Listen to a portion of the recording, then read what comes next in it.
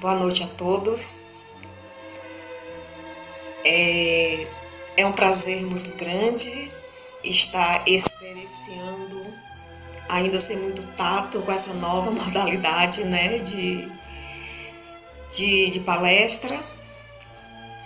E agradecer pelo convite da família Fé e Luz, a qual eu tenho no meu coração. Agradecer também as pessoas que trabalham, que ofereceu essa concessão para a apresentação através do jornal Centelha Divina. Então a gente só agradece, né? E na nossa primeira vez que estamos fazendo esse trabalho online, por circunstância, mas tudo é aprendizado.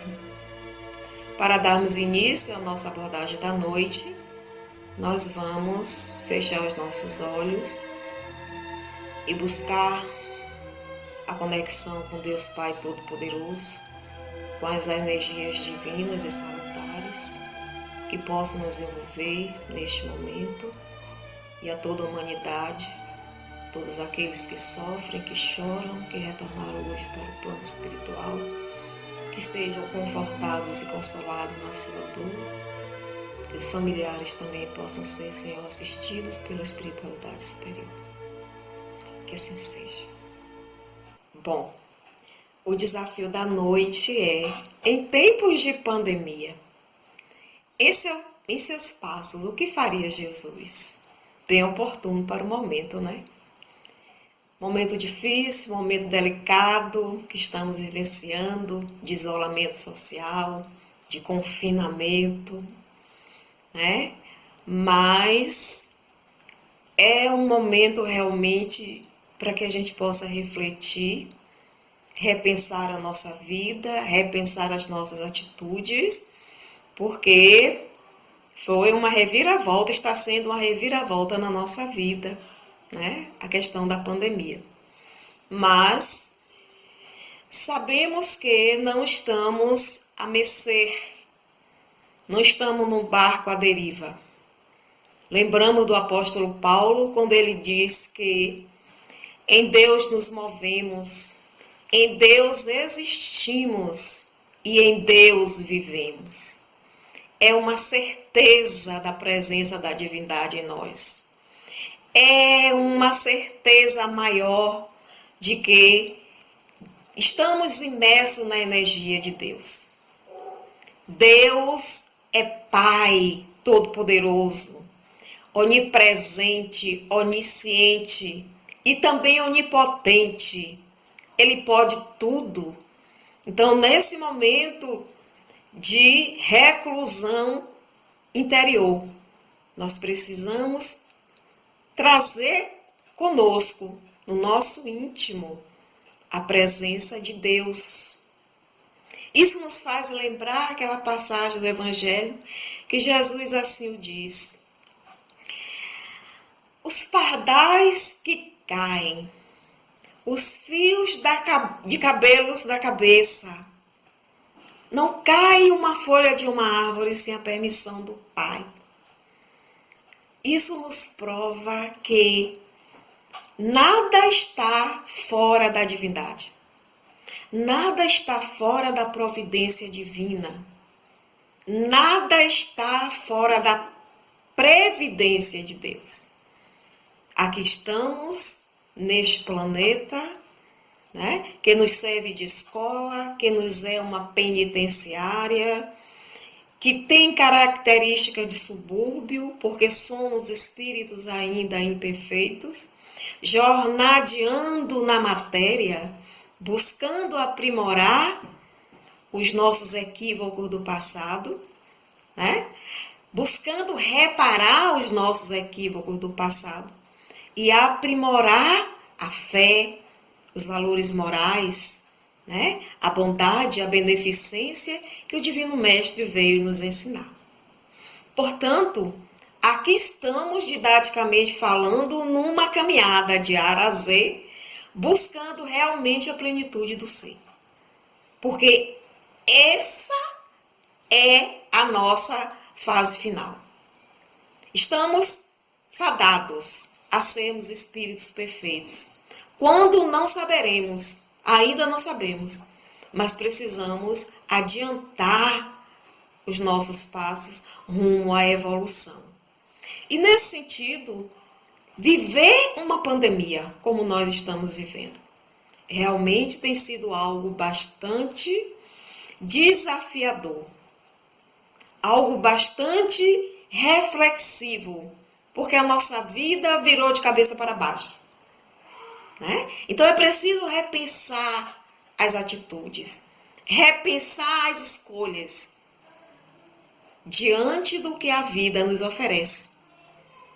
E uma pandemia a gente pode considerar como um grande flagelo da humanidade, porque nenhum país escapou da contaminação do vírus.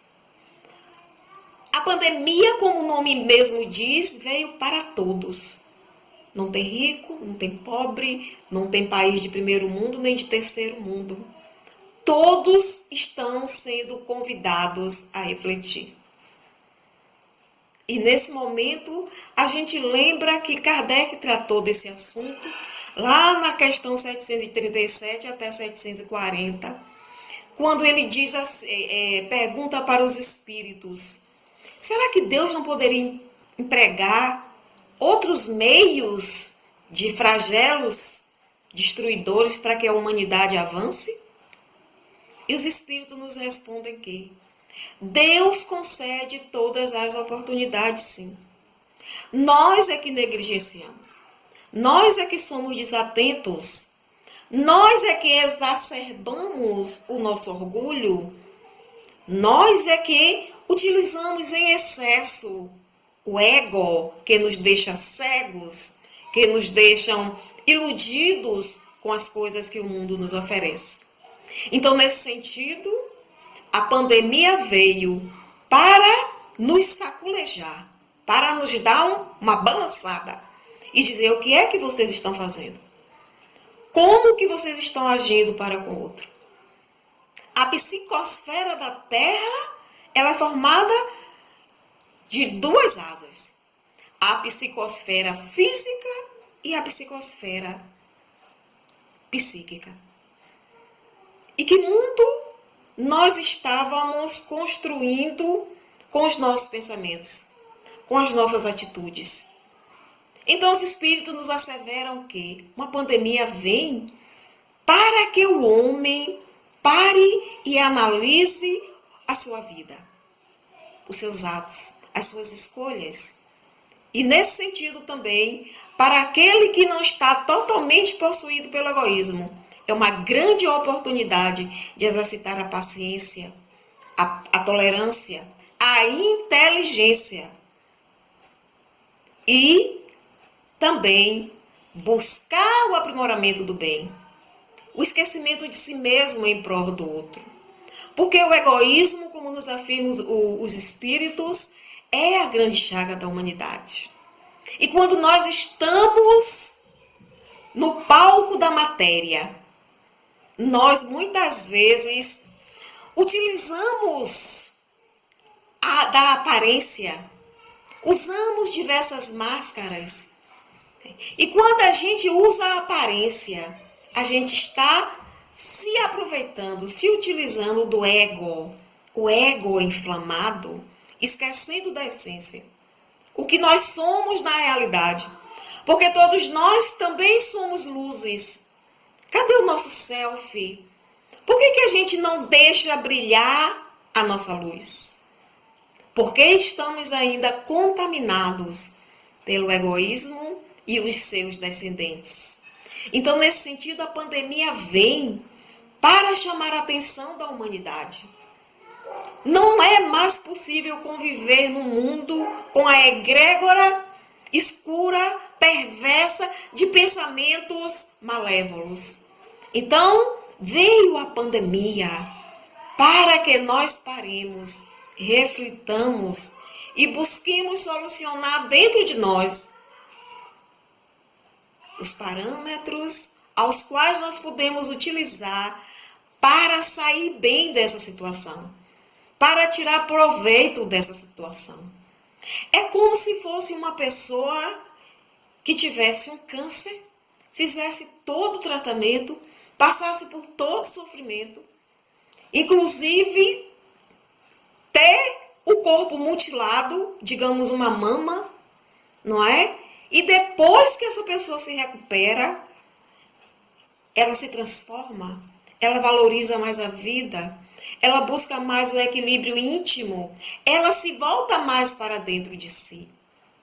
É nesse viés que a gente vê a pandemia. Certamente sairemos melhores. Aqueles que persistirem nessa caminhada, que não mudarem, que não se modificarem, que não tiveram esforço próprio para se modificar, para se transformar, moralmente falando, será banido do planeta. Né? Então, é nesse sentido que a pandemia tem sido benéfica para a gente. Porque é muito interessante a gente analisar a pandemia do ponto de vista material. Sim, todos estamos assombrados, temerosos, assustados com a contaminação. O que é essencial? O que é que a Organização Mundial de Saúde recomenda para cada um de nós? Que a gente tome todos os cuidados possíveis, né? Que a vigilância sanitária recomenda para cada um de nós, as autoridades, os governantes, não é? Mas nós estamos no corpo e muitas vezes a gente tem medo de perder o corpo. Desse ponto de vista, a gente precisa entender que estamos no corpo, mas não somos o corpo. O corpo é simplesmente um instrumento para que o espírito habite enquanto aquele estiver. Então, nesse sentido, a gente vê muita gente preocupada consigo mesmo, né, com medo de perder o corpo. E quando a gente assume essa postura de medo, a gente fica vulnerável. Por quê? Porque o medo paralisa. O medo traz o pânico. E muita gente, nessa situação epidêmica, acaba se utilizando de recursos, né? Muitas vezes, por ser religioso, não toma todas as precauções, né? Porque eu não vou ser contaminado. Porque Deus não vai permitir. Deus não há de permitir. Pessoas que não estão usando a máscara porque diz que Deus vai protegê-la. Então é nesse sentido que a gente precisa entender que é preciso cuidar do corpo, mas também cuidar do espírito. Porque a morte não é uma tragédia. A tragédia é viver mal.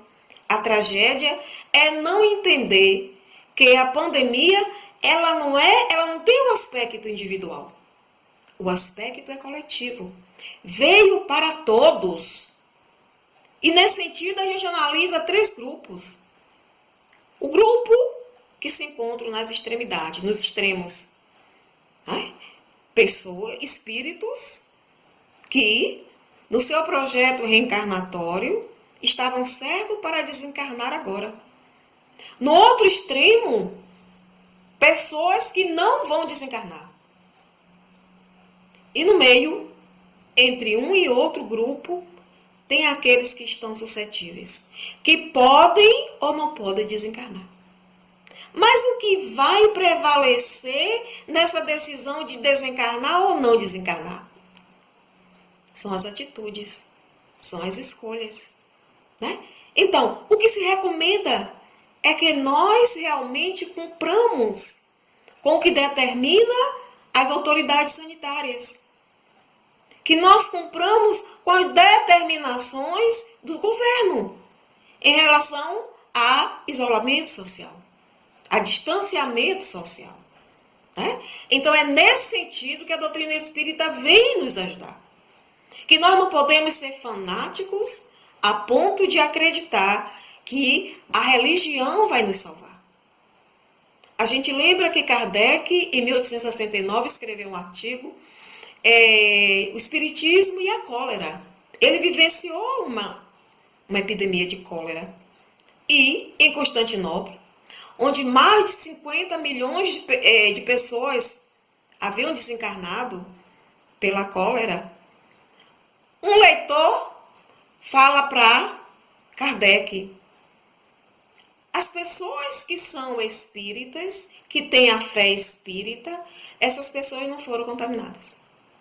E Kardec imediatamente se contrapõe a essa informação. A doutrina espírita não faculta a cura de nenhuma enfermidade. Agora, o fator moral, o fator fé, faz com que o espírita tenha consciência da imortalidade da alma, das consequências dos seus atos. Então, a fé é realmente uma arma que nós podemos utilizar para que nós não tenhamos a contaminação, não sejamos contaminados. Mas a doutrina espírita tem uma força moral que nos alerta sobre o que nos aguarda depois do corpo.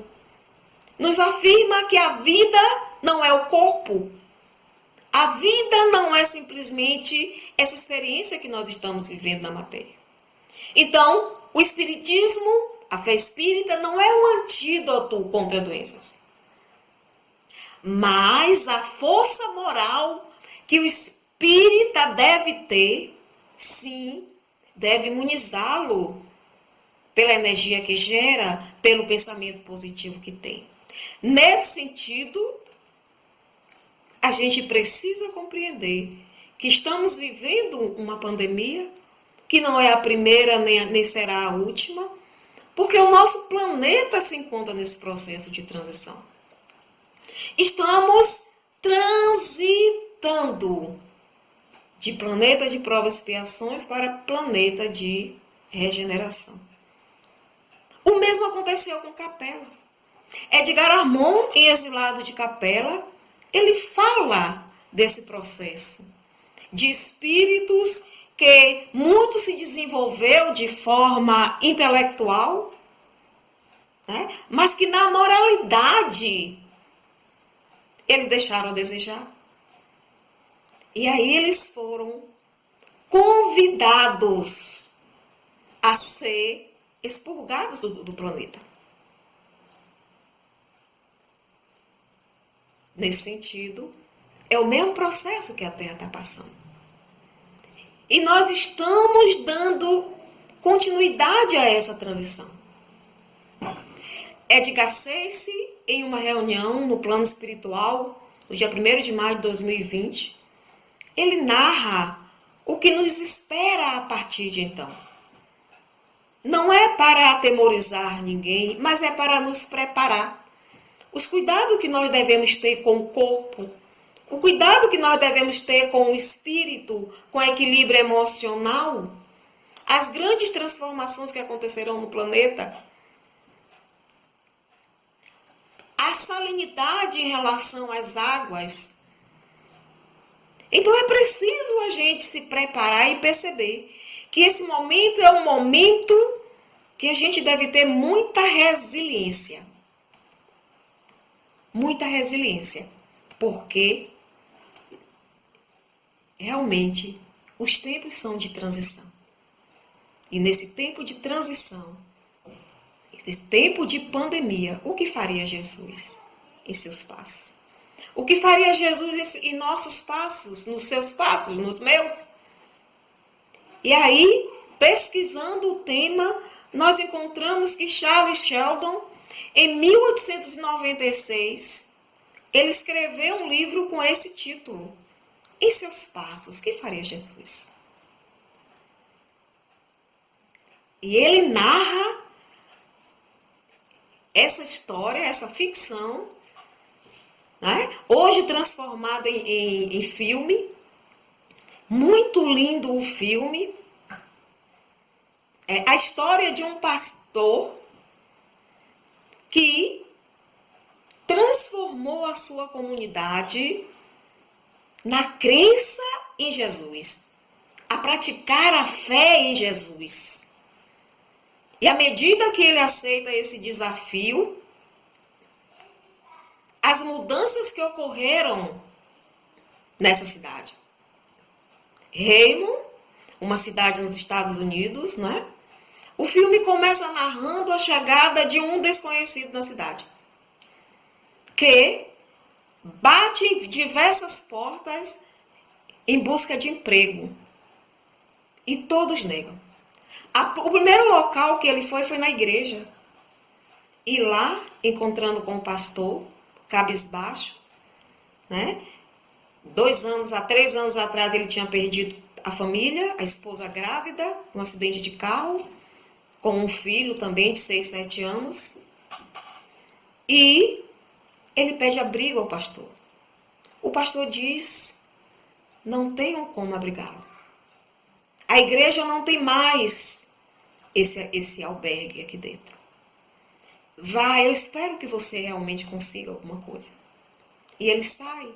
Ele vai a uma imobiliária pedir emprego, também lhe é negado. Ele vai a um jornal, também lhe é negado. E assim ele sai batendo em diversas portas, buscando trabalho. Chega em um restaurante, senta-se, de tão cansado e faminto que se encontra, e pede uma oportunidade para trabalhar. E de lá ele é banido. Ele é tirado. Se você não está consumindo, vou chamar a polícia. E a história se desenrola de uma forma tal que, no dia que esse pastor começa a se despedir dos seus fiéis na igreja, dizendo que o terreno da igreja tinha sido vendido pelo banco, para que no lugar se construísse um hotel cassino, porque trazia dinheiro para a cidade, desenvolvimento cultural para a cidade. Nesse momento, esse homem desconhecido entra na igreja e começa a perguntar para aquelas pessoas que lá se encontram, que na realidade tinham sido todas aquelas pessoas que ele procurou anteriormente. E que todos negaram ajuda para ele. E ele diz, aqui estou, né? Pode ser que eu morra aqui agora ou amanhã, porque eu estou nessa cidade há muitos dias, buscando ajuda, e todos me negaram ajuda. Não tive uma palavra de conforto, não tive uma palavra de compaixão. E o que me intriga é, o que significa seguir Jesus? Vocês sentam numa igreja, falam sobre ele, cantam músicas a respeito dele, mas vocês fazem o que ele faz? Vocês fazem o que ele recomendou? Jesus teria aceitado de braços cruzados que se derrubasse, se demolisse uma igreja para construir um hotel cassino? Jesus teria sido subornado por políticos para receber benefícios outros? Jesus colocaria as famílias na rua porque não podem pagar o aluguel para que se construam novas casas, novos apartamentos com fim lucrativo para os seus empresários? Jesus entregaria a sua igreja para o Estado simplesmente por orgulho, por vaidade, por causa dos seus problemas pessoais? E nesse caminhar, nesse questionário, todas as pessoas ficam de boca abertas. Todas são tocadas pela dor desse homem. E ele simplesmente diz assim: que lição aprendemos aqui? Quando vocês estiverem passando por qualquer problema que seja na vida, façam essa pergunta: o que faria Jesus? Ah, como é chocante essa palavra. Em todas as nossas dificuldades, o que faria Jesus em meus passos? É um convite à renovação íntima de cada um de nós. É um convite a olhar o outro como irmão. É um convite a se igualar na relação com o outro. E nós que somos propagadores do Evangelho, o que nós estamos fazendo do conhecimento adquirido? Quantas lágrimas nós temos secado? Quantas visitas a enfermos nós fazíamos antes da pandemia? Então, o que faria Jesus num momento como esse? E a gente entende que não são os sãos que precisam de remédio. Somos nós que somos enfermos. Nós que estamos tendo a oportunidade de reparação. Nós que recebemos o dom da mediunidade. Nós que temos o privilégio de sermos espíritas. Porque Jesus disse que no mundo nós teríamos aflições. Ele disse que não seria fácil atravessar as encarnações, mas que ele venceu o mundo e que nós também venceremos o mundo. Basta que a gente queira. Porque dor e dificuldade todo mundo tem. Aflição todos nós passamos. Porque está lá na lição da paciência. A dor é uma bênção que Deus delegou aos seus eleitos. E no livro Instrumento do Tempo, Emmanuel nos afirma que as nossas aflições devem ser convertidas em superação. As nossas fraquezas devem ser suplantadas pelos obstáculos da vida, que nós deveremos sim vencer as dificuldades do mundo com aquilo que a gente tem dentro, com a herança que nos foi dada de ser filhos de Deus. E enquanto filhos de Deus, nós temos as potencialidades para que a gente compreenda essa lição. Precisamos ser bem-aventurados naquilo que Jesus trouxe para nós. Bem-aventurados aflitos, porque eles serão consolados. Precisamos repensar os nossos objetivos da vida, buscar os infortúnios ocultos, ser o bom samaritano da história. Porque o doutor da lei, na busca de pegar Jesus de calças curtas, pergunta para ele: Senhor, o que devo fazer para entrar no reino dos céus? E Jesus diz: não ledes o que está escrito na lei? O que está escrito na lei? Amarás o Senhor teu Deus de todo o vosso coração, de toda a vossa alma, de todo o vosso entendimento, e ao próximo como a ti mesmo. Então Jesus disse: então vai e faz assim. Mas ele, dando uma de não convencido, questiona: sim, mas quem é o meu próximo? E Jesus narra-lhe a parábola do bom samaritano. Aquele homem que ia de Jerusalém para Jericó, que caiu em mãos de ladrões, que ele feriu e deixou-lhe ali arriado, e que passa o sacerdote Observa, mas não é da sua linhagem. Passa um levita, observa, não é da sua aldeia.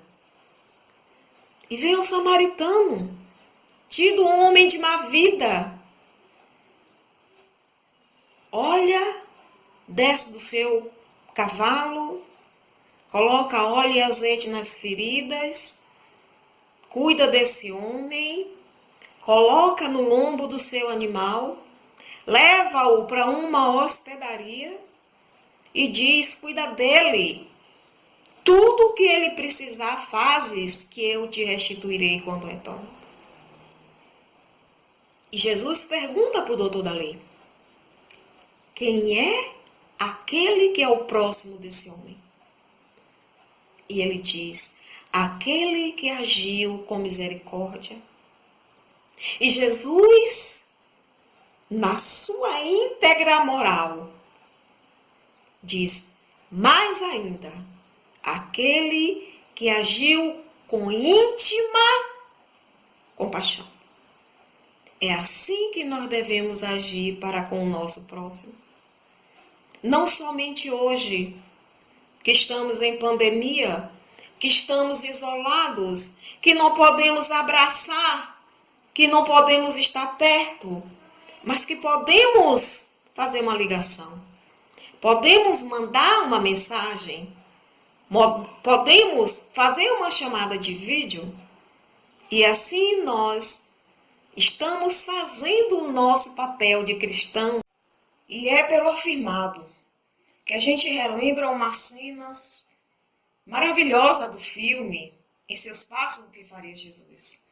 Quando essa empresária, que anteriormente tão endurecida, tão materialista, né, que desejava simplesmente viver uma vida social, buscando os seus ganhos físicos, monetários, ela impressiona-se com uma menina que ela encontra na rua. Aproxima-se dela, indaga da sua vida, né, e procura realmente ajudá-la, convidando-a a entrar no seu carro, leva para casa, dá-lhe abrigo, contra gosto da mãe, que acha que ela enlouqueceu. São atitudes como essas que Jesus teria. São atitudes de amor.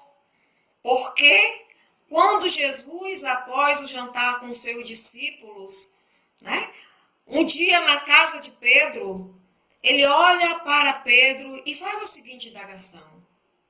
Simão, filho de Jonas, tu amas mais a mim do que a este que aqui estão? E Simão olha para ele e diz, sim, Senhor, eu te amo. Imediatamente o Cristo novamente reitera a pergunta. Simão, filho de Jonas, tu me amas? Sim, mestre, eu te amo. Então, apacenta as minhas ovelhas. Numa terceira tentativa, Jesus olha para Simão e reitera mais uma vez a pergunta. Simão, filho de Jonas, tu me amas?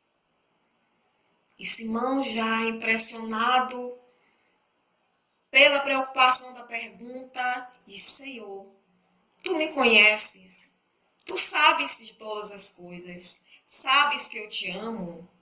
Então, Simão, apacenta as minhas ovelhas.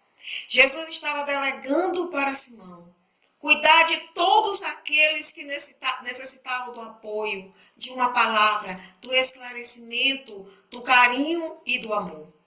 Porque ele sabia que não poderia ficar aqui eternamente. Então esta é a proposta de Jesus para conosco. Que nós possamos distribuir gentilezas. Que nós possamos trazer momentos felizes para o outro. Lembro-me de um encontro de Gandhi com o discípulo. E o discípulo, muito inquieto pelas dificuldades do dia a dia, olha para o mestre e diz, Senhor, eu quero felicidade. E Gandhi, olhando serenamente nos olhos do seu discípulo, olha para ele e diz, tire o eu. O eu representa o ego, representa o aprisionamento, representa o isolamento de nós para conosco mesmos. Tire o quero. O quero é desejo, é ansiedade. Quando você tira o eu e você tira o quero, você encontra a felicidade. E a felicidade maior que existe no mundo é servir uns aos outros. O Evangelho nos afirma que não há felicidade maior na terra do que fazer o bem ao outro. E nesse sentido, a gente lembra do livro O Jeito Harvard de Ser Feliz, que traz na sua capa o curso mais concorrido da melhor universidade do mundo. E na rede social, uma moça postou a sua experiência após ler esse livro. Ela disse que ganhou este livro de presente e começou a ler. E encantou-se com a temática do livro. Porque para ser feliz não é necessário ter coisas. Não é necessário viver experiências materiais unicamente. Ela percebeu que ser feliz é nas coisas mais ínfimas do dia a dia. A gente encontrar satisfação no bem distribuído para consigo mesmo e para com o outro. E uma das diretrizes deste livro é dizer que, se nós realmente queremos felicidade, nós temos que tomar um caminho inverso a esse caminho que estamos tomando. Precisamos fazer as coisas ao contrário. É como se colocássemos tudo de cabeça para baixo. Esquecêssemos de nós mesmos. Esquecêssemos as ilusões do mundo para buscar a simplicidade da vida. E uma das diretrizes que esse autor coloca para os seus leitores é de que uma coisa simples que nos traz prazer e felicidade, a exemplo de pagar o pedágio do carro de trás. E um certo dia, estando na estrada, ela lembrou desse fato. E aí imediatamente experimentou. Chegou no pedágio, né? E aí pagou o seu pedágio, saltou e pagou a passagem do carro de trás também. Foi lá e avisou para ele: olha, eu paguei seu pedágio. E ele ficou surpreso. Era um senhor de 64 anos que agradeceu e seguiram viagem. A uma certa altura da viagem, ele sinaliza para que ela vá para o acostamento. E ela vai, ele para e ele pede o telefone dela. Ela dá o telefone e segue em viagem. Né? 3 dias depois, ela recebe uma ligação desse homem dizendo o quanto ficou gratificado com essa atitude de gentileza dela. E ele quis também fazer o mesmo, porque o bem é contagiante. E aí, no dia seguinte, ele estava também na pista e lembrou de fazer o mesmo gesto de generosidade com o qual foi agraciado por essa moça. E ele fez, era uma Kombi que estava atrás dele. Dentro dessa Kombi, um casal. E quando ele disse: olha, eu paguei o teu pedágio, eles simplesmente agradeceram e disseram: ah, mas que bom. Olha que atitude maravilhosa. Porque nós estamos há dias viajando rumo a São Paulo para tentar uma vida melhor. Porque nós somos da Bahia, temos família, temos 5 filhos, estamos desempregados, passando por dificuldades, deixamos os filhos na Bahia e vamos tentar a sorte aqui em São Paulo. E esse homem era um grande empresário, que mantiveram novos contatos. E ele arrumou emprego, arrumou moradia para esse casal, para essa família. Então a gente vê o quanto é gratificante fazer o bem. Esta é uma das propostas para que nós tenhamos felicidade. Porque muitas vezes a gente acha que ter sucesso é ter felicidade, quando na realidade é ao contrário. Quando nós somos felizes pelas coisas mais simples da vida, mais ínfimas da vida, nós alcançamos o sucesso. Porque nesse sentido a gente sabe que gentileza gera gentileza, né? E foi o que aconteceu de movimentação naquela cidade de Remo, depois que esse homem fez despertar a consciência de todos aqueles que viviam uma vida de ilusão, uma vida unicamente material. Então, a proposta do Cristo para conosco, nesses momentos de dificuldades, nesse momento de grande desafio, é que nós realmente nos aproximemos de sermos bem-aventurados pela limpeza do nosso coração, pela sutileza da nossa alma. E nesse sentido, no livro Luz e Vida, Emmanuel nos afirma que bem-aventurados, sim, aqueles que esposam o bem para sempre.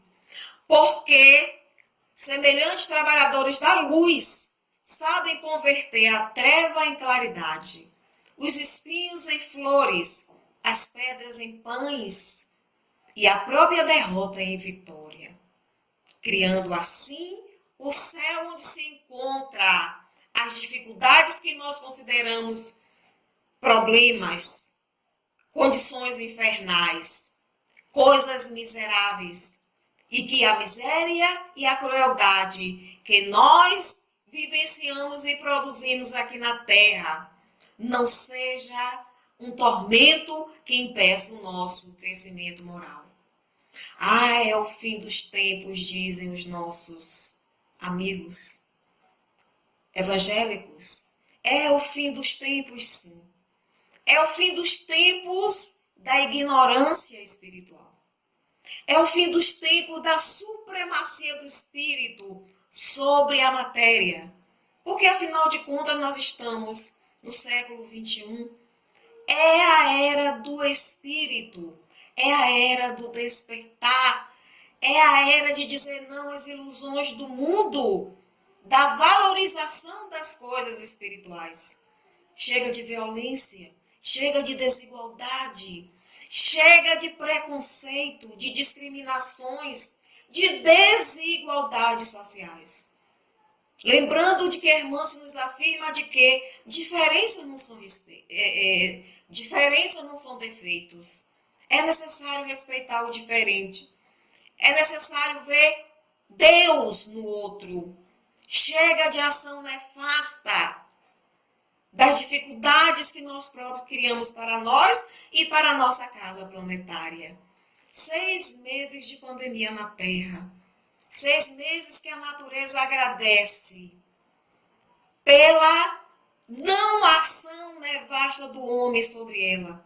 O desrespeito que o homem tem em relação à própria casa planetária. Então, a fauna, a flora, o ar, né? Tudo se harmoniza melhor nesses dias. Aí nós encontramos um ponto positivo, né? E nós certamente, após passar a pandemia, seremos outras pessoas, com outras mentalidades, com valor moral mais aprimorado, com a inteligência mais aguçada, com a capacidade de compreender o mandamento maior da lei de Deus, que é amar a Deus sobre todas as coisas e ao próximo como a si mesmo. Nesse sentido, nós podemos dizer, nada voltará a ser como antes, mas tudo pode ser melhor como nunca foi. Só depende de nós. Tudo passa, como nos dizia Chico Xavier. Tudo nessa vida passa. A única coisa que não passa são as palavras de Deus. Né? Então, nós somos gratos a Deus pela oportunidade de estarmos vivenciando esses dias de muita luta, de muita incerteza, mas de uma esperança melhor em dias melhores. Com certeza, os dias que sucederão serão dias melhores, porque após a tempestade virá a bonança, porque nós temos Jesus. E na poesia de Abel Gumi, ele afirma que desaba o velho mundo em treva densa, e a guerra, como lobo carniceiro, ameaça a verdade e humilha a crença, nas torturas de um novo cativeiro. Mas nós, no turbilhão da sombra imensa, tendes convosco o excelso companheiro, que ama o trabalho e esquece a recompensa no serviço do bem ao mundo inteiro.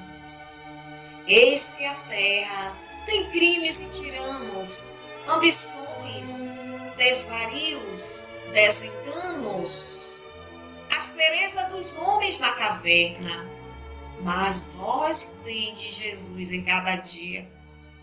Trabalhemos na dor ou na alegria, na conquista de luz e da vida eterna. E assim, nós agradecemos pela oportunidade, louvamos a Deus por mais este momento e dizemos: obrigado, Senhor.